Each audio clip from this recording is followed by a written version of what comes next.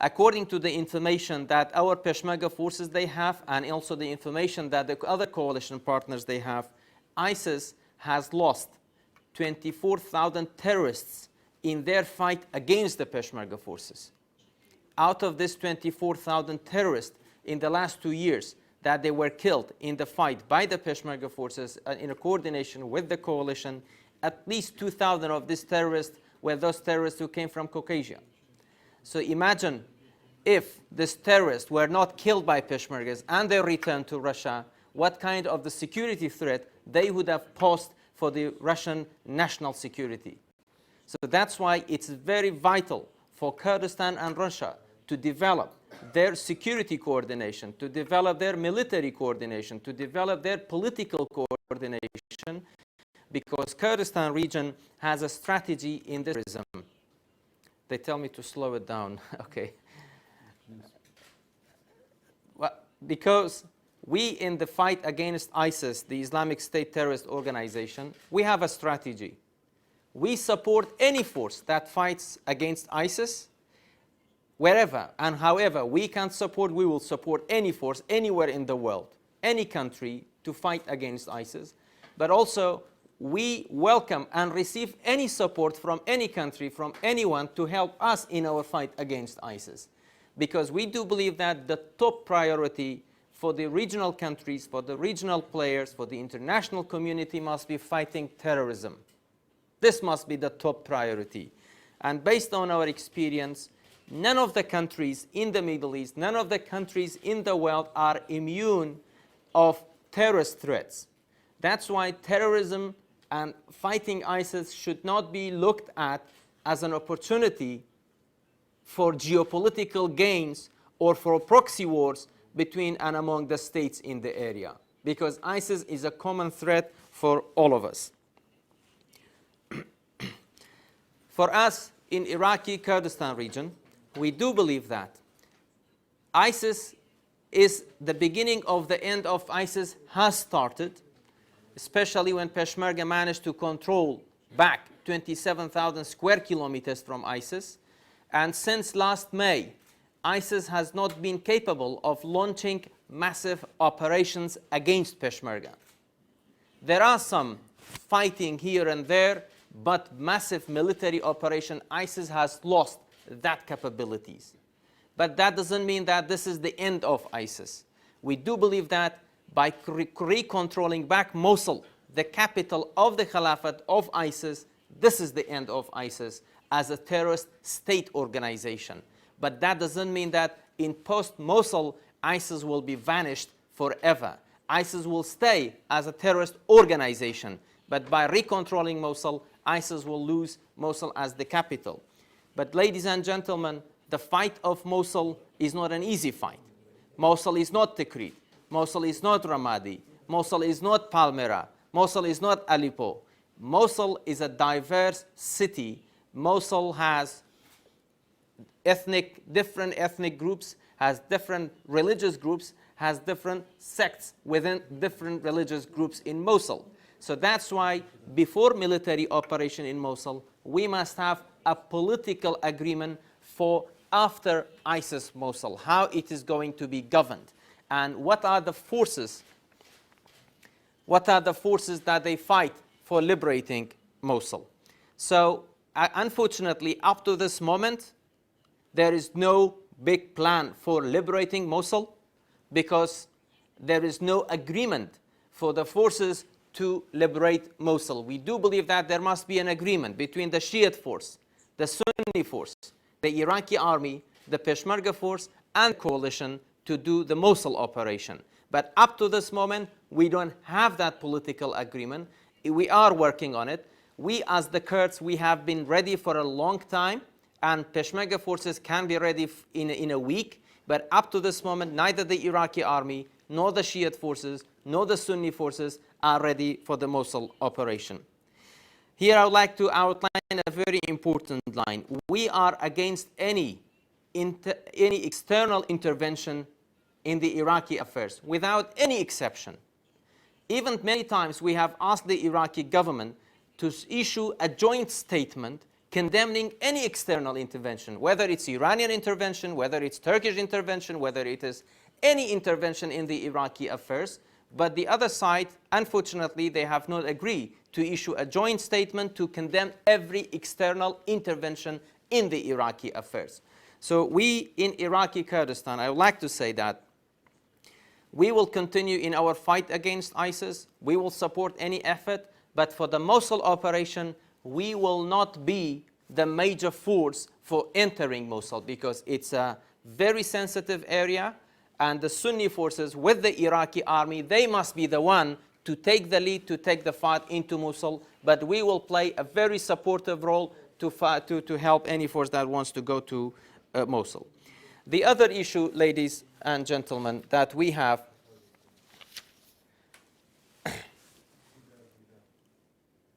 the relationship between Kurdistan region and Baghdad and the political process in Baghdad. Here I would like to be very, very frank with you. We in Iraqi Kurdistan region, we came to a conclusion that we have been in two different stages with Baghdad. The first one starts from 1920 to 2003. And the second one starts from 2003 up to this moment. From the early stage, the Kurds supposed to be a major component of the Iraqi state. We were supposed to be partners in the Iraqi state.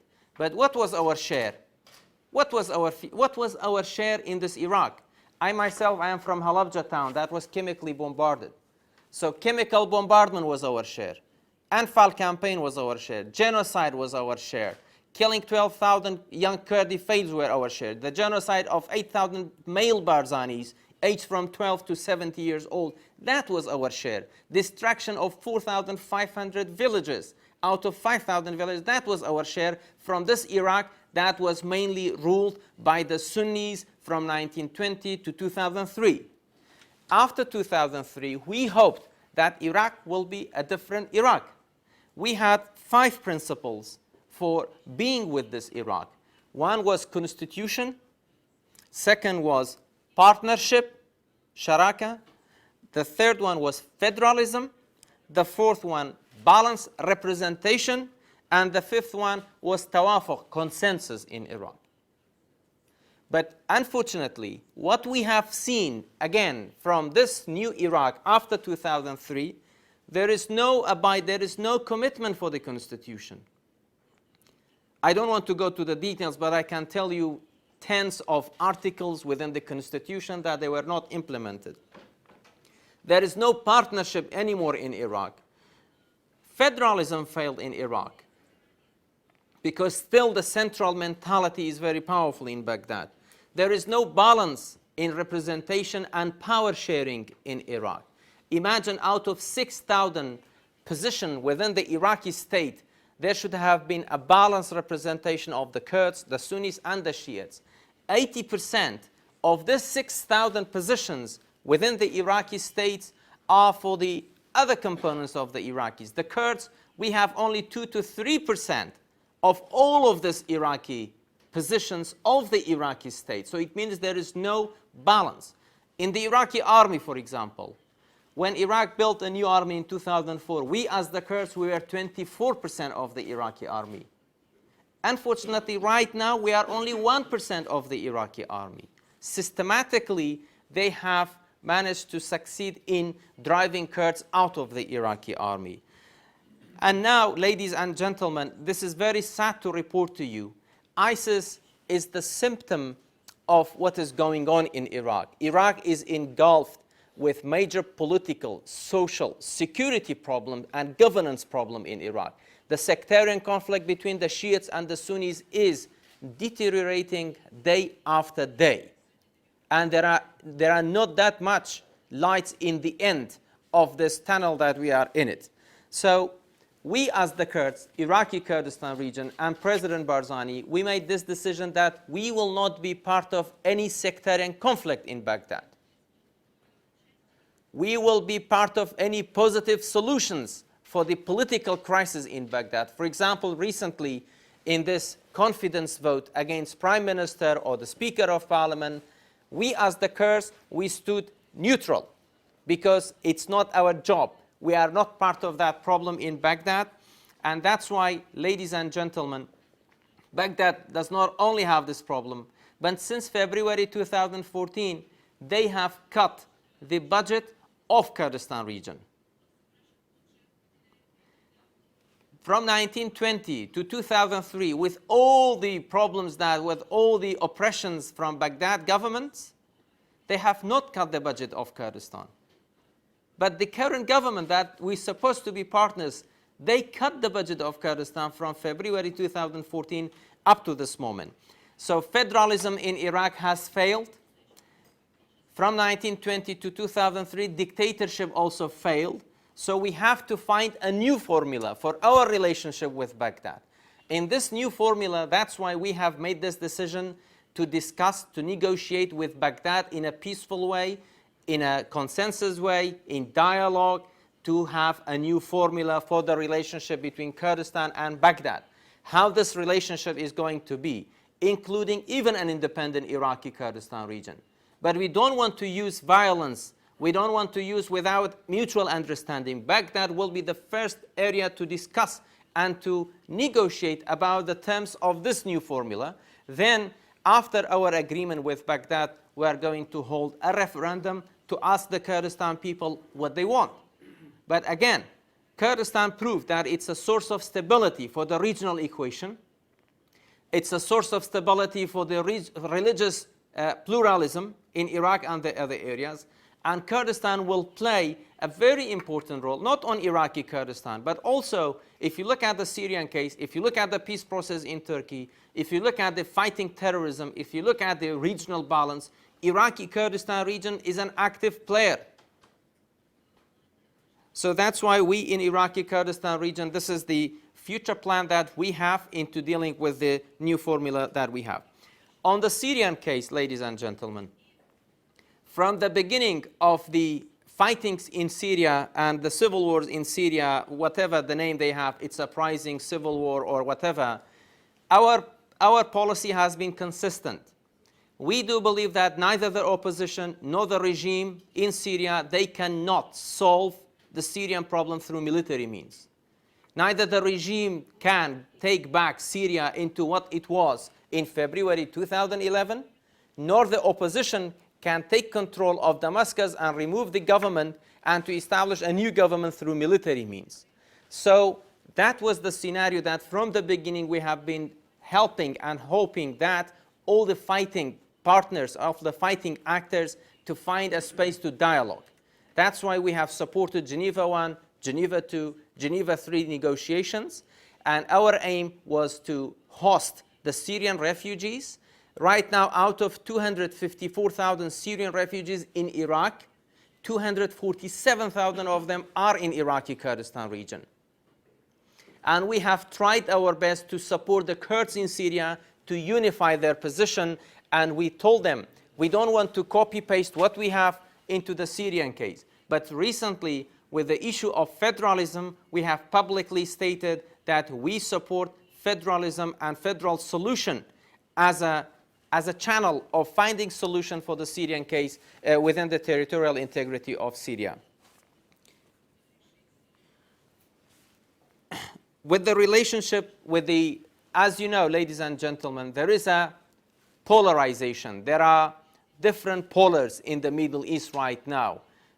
And some polars are Sunni polars, some polars are Shiite polars, some polars are led by the United States, some polars are led by the Iran, some polars are led by Russians. There are a lot of different polarization in the Middle East going on. Iraqi Kurdistan's position is that we will not be part of any polar against the other polar. We are not part of anyone's agenda against the other agenda. We have the Kurdistani agenda, and the Kurdistani agenda, we want to have a balanced relationship with the other polars. We want to be part of the solutions. We will not allow anyone, and we have proved that we are not allowing anyone to use Iraqi Kurdistan region as a launching pad against the other polars. Kurdistan region has a neutral policy, but again, in counter-terrorism, in the fight against ISIS, definitely we are part of this coalition, anyone who wants to fight against terrorism. This is the top priority for us because it's an existential threat for Kurdistan region. So, ladies and gentlemen, we look at the, once again, just to sum it up what I have just said, we look very importantly into the role that Russia is playing. We are expecting more from Russia to support Iraqi Kurdistan region. There has been other delegation here in Moscow, delegation from the KRG, delegation from the other parties. We will continue in boosting the relationship, and also we have heard really very positive feedbacks from the meetings that they were held here, and the relationship will continue, and we look forward for a better relationship. Thank you very much.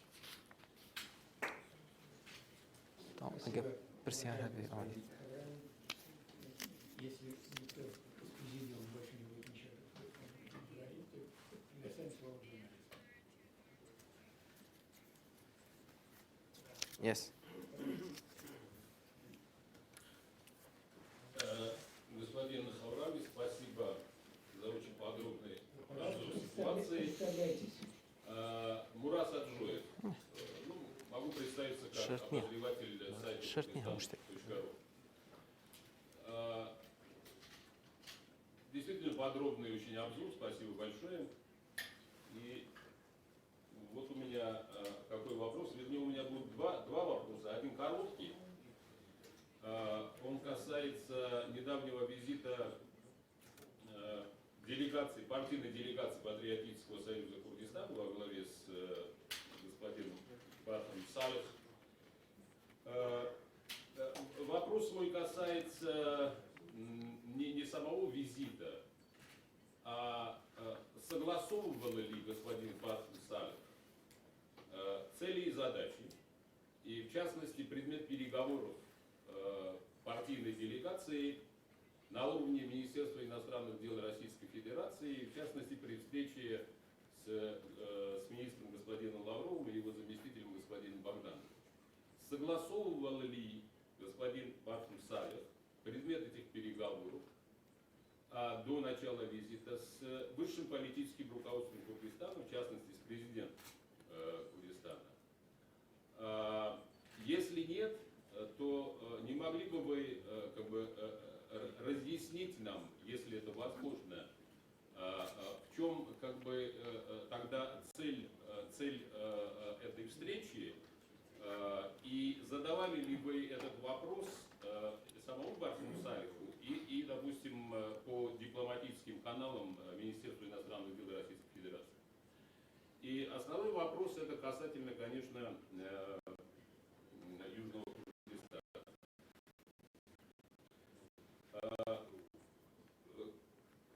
Не кажется ли вам, что наступила пора, вернее, по-другому поставлю вопрос. Как вы думаете, по вашему мнению, международное сообщество во главе с Соединенными Штатами Америки и Россией, как долго они будут противопоставлять эти границ, принцип территориальной целостности,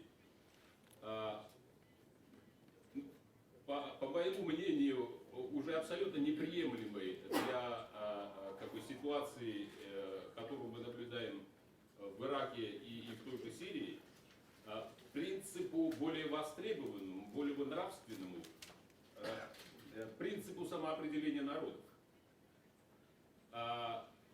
Потому что, как мне кажется, на сегодняшний день нет иного какого-то пути, кроме как посредством самоопределения народов, через самоопределение народов, волеизъявление народов можно решить все эти проблемы, связанные и с уничтожением терроризма, и с установлением мира и безопасности в регионе, и началом мирного сосуществования и добрососедства. Другого пути я не вижу, и я хотел бы узнать ваше мнение на этот счет.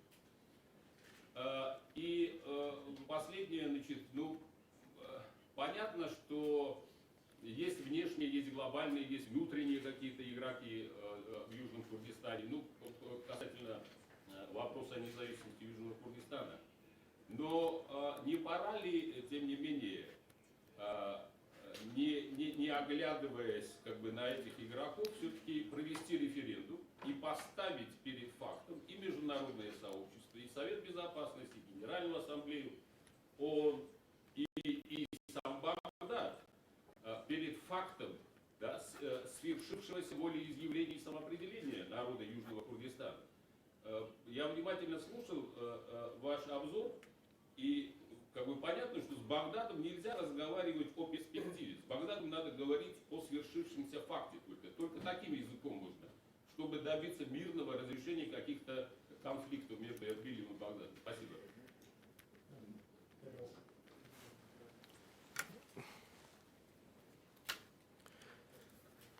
Thank you.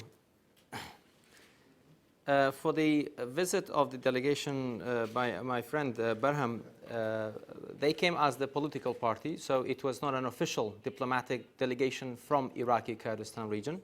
As the parties, they are entitled to express their views, but the official visit that represent the official position of Kurdistan region, definitely it will be a delegation by the Kurdistan regional government, and that will bring the official messages from the President Masoud Barzani. But again, any of the topics that was discussed, these are common topics, and that we in Iraqi Kurdistan, despite of some internal differences, we agree on many strategic national issues, especially the future of Iraqi Kurdistan, the issue of the referendum, the relationship with Baghdad, the top priority of fighting terrorism. With different colors of different political parties in Kurdistan, no one disagree on these top national priorities that we have. Concerning the second question, denying the reality on the ground will not help in solving those problems on the ground. Iraq, I am talking very frankly, Iraq right now practically is a divided country. By denying this, it's not going to solve the issues. Iraq right now has three main components. One is Iraqi Kurdistan region. The other one in the Sunni areas, the majority is under the control of the Islamic State terrorist organization, and the other parts are in the control of the Iraqi government. So the Sunni community in Iraq, they have lost their territory, they have lost their economy, the social cohesion in the Sunni areas is under threat. The recent statistic that we have, 53% of the Sunni children, they don't have access to school. In the recent Ramadi operation, 258 schools were completely destroyed. So it means that even if today ISIS problem is gone, it doesn't mean that the problems in Iraq are gone too. The problems will continue. So that's why we have to find a formula. And that formula is through negotiation, through peaceful way, through understanding, to find a way to have this new formula for Kurdistan, for the Sunni areas, and for the Shia areas. Because to be very frank again, Iraq failed to accept Kurdistan as partners. We will not accept to be the subordinate of this people in Baghdad. So that's why we have to have a new formula. So the international community, they have to weigh in whether the continuing of this instability in Iraq, because since 2003, have you heard about any developments in Iraq? Have you heard about any stability in Iraq? Has Iraq played a positive role in the regional security? Has Iraq played a very economic boom in the Middle East? So we have to find solution for this.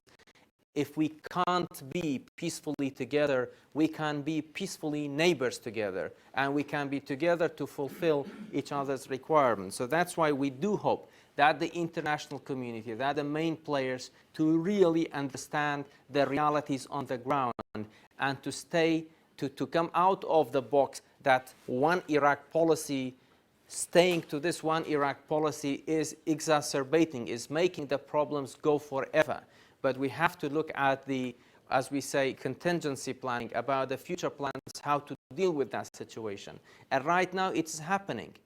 It's happening in Iraq. Nobody can glue back Iraq together once again.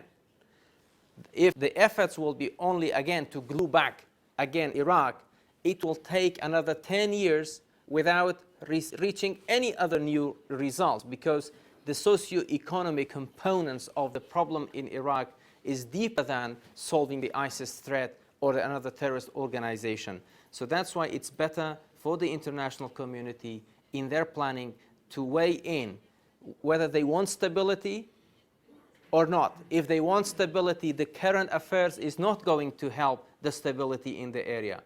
They want to defeat terrorism. Okay, for example, why ISIS managed to control the Sunni areas? This is a big question. Why ISIS, for example, right now in Iraq and Syria, they control 7 million Sunnis. Because the Sunnis, they don't have any other alternative. Fighting ISIS through militias from the other sect is supporting ISIS' story that they are the true representative, that they bring dignity for the Sunni people. So it doesn't mean, I don't mean that all the Sunnis are supporting ISIS, but lack of alternative made the Sunnis that they don't have any other option. So that's why we have to give them other option. And other option is that first to defeat ISIS, liberate their areas, and give them self-determination as well, that the Sunnis should rule their own areas, because it's a common responsibility. For the issue of the self-determination, I think denying the Kurdistan self-determination, it's a natural right. It's a God-given right. So if we exercise this right in a democratic way, in a peaceful way, that will add to the stability in the area, that will make Kurdistan an active partner for the international community, for the regional equations, for the regional stability, for the regional security. Just tell me the logic why Kurdistan should not exercise this right. And here I would like to highlight a very important point.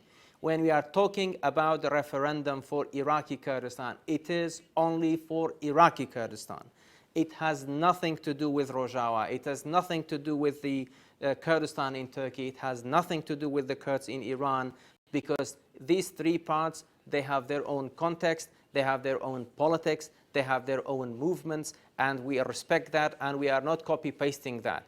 Even if Iraqi Kurdistan be an independent, again, this has nothing to do with the other parts of Kurdistan.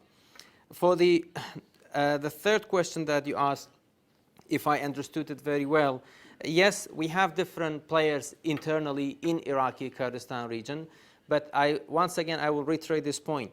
On referendum issue, on the future of Kurdistan, we have no that much differences. This is a very good news for all of us, that if we are politically different on some issues, but in negotiation with Baghdad, in dealing, for example, recently, with that political crisis in Baghdad, the Kurdish bloc, 65 members in parliament, we were fighting before that on many domestic issues.